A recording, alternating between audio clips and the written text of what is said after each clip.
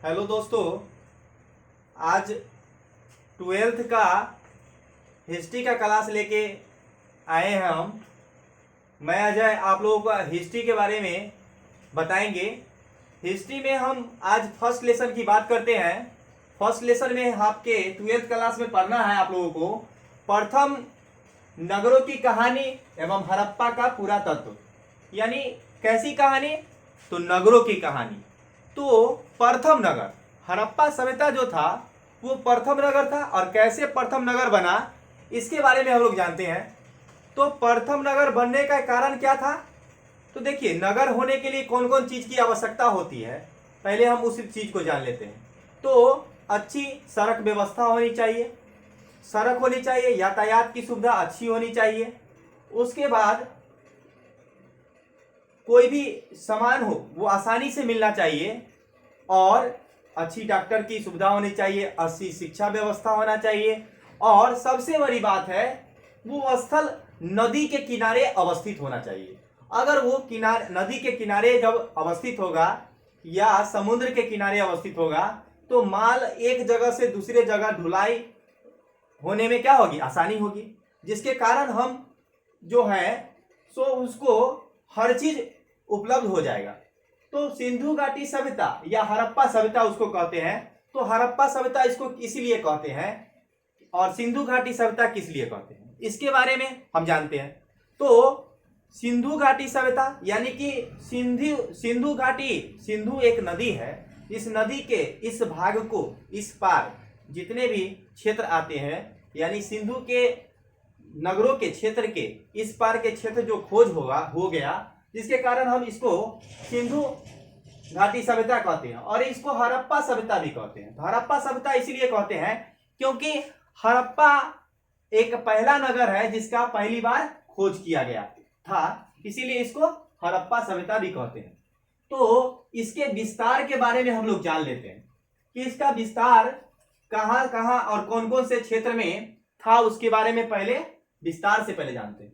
देखिए, मेरा जो उस समय का हड़प्पा सभ्यता था उसका विस्तार था आपका उत्तर में चिनाव नदी के तट पर मांडा क्षेत्र। उत्तर में चिनाव नदी के तट पर मांडा का क्षेत्र जो इलाका था इसका जम्मू कश्मीर, और दक्षिण में दाइमाबाद। दक्षिण में क्या था? दाइमाबाद था, जो दाइमाबाद गोदावरी नदी के तट पर था।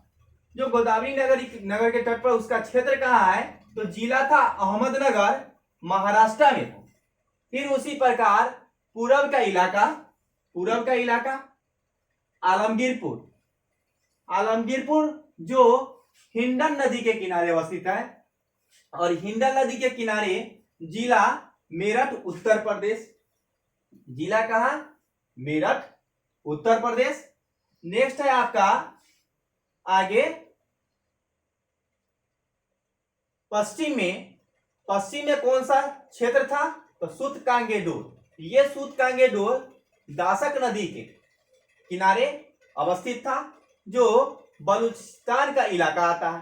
तो इसका यह विस्तार है, जो विस्तार भारत और पाकिस्तान साथ में अफगानिस्तान के क्षेत्रों में सिमटा हुआ था। तो और इसके बारे में आगे जानते हैं कि इसका काल कब से कब तक। तो इसका काल 2450 से 1750 बीसी तक था, और इसकी खोज दयाराम साहनी द्वारा की गई थी। और दयाराम साहनी द्वारा जब की गई थी तो उसके बाद इस पे बताया गया कि उसके जो निवासी थे वो कैसे थे, उनके बारे में जान लेते हैं। तो उनके निवासी जो थे वो द्रविड़ और भूमध्य सागरीय थे। कैसे थे? द्रविड़ और भूमध्य सागरीय। इस काल में कांसा का उपयोग किया जाता था। कांसा यानी तांबा प्लस टीन का उपयोग किया जाता था, इसीलिए इसको कांस्य युगीन सभ्यता भी कहा जाता है। यानी कि एक ऐसी सभ्यता है जिसमें कांसा का उपयोग होता था, यानी तांबा प्लस टीन इसका मिश्रण होता है। तांबा प्लस टीन का मिश्रण होता है कांसा। तो आगे चलते हैं हम लोग कि सिंधु घाटी सभ्यता, अभी आपको हम बताए कि नगर होने के लिए क्या चाहिए, तो नगर होने के लिए आपका वो नदी के किनारे अवस्थित होना चाहिए जहां पे माल उतरे और माल एक जगह से दूसरी जगह जाए। तो उसमें उस समय सिंधु सभ्यता के कौन कौन से बंदरगाह थे, तो लोथल और सुतकोतदा 2 बंदरगाह थे। नेक्स्ट कि अब भाई बंदरगाह थे तो उस समय कहां कहां से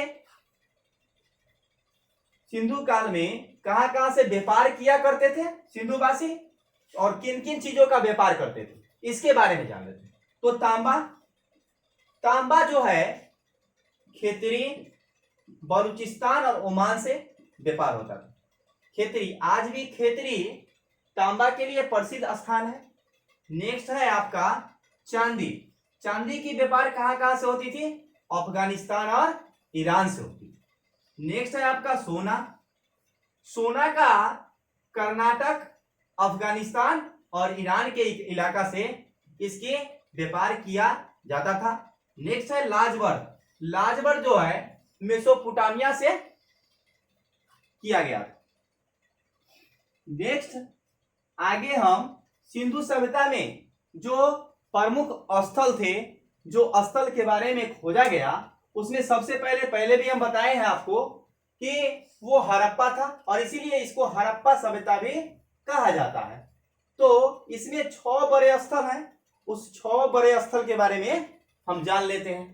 पहला आपका है मोहनजोदड़ो, दूसरा है हड़प्पा, तीसरा है आपका गनवारी वाला, चौथा है धौलावीरा, पांचवा है राखीगढ़ी और छठा है कालीबंग। तो ये 6 बड़े बड़े स्थल है जिस स्थल से अनेक प्रकार की खुदाई की गई।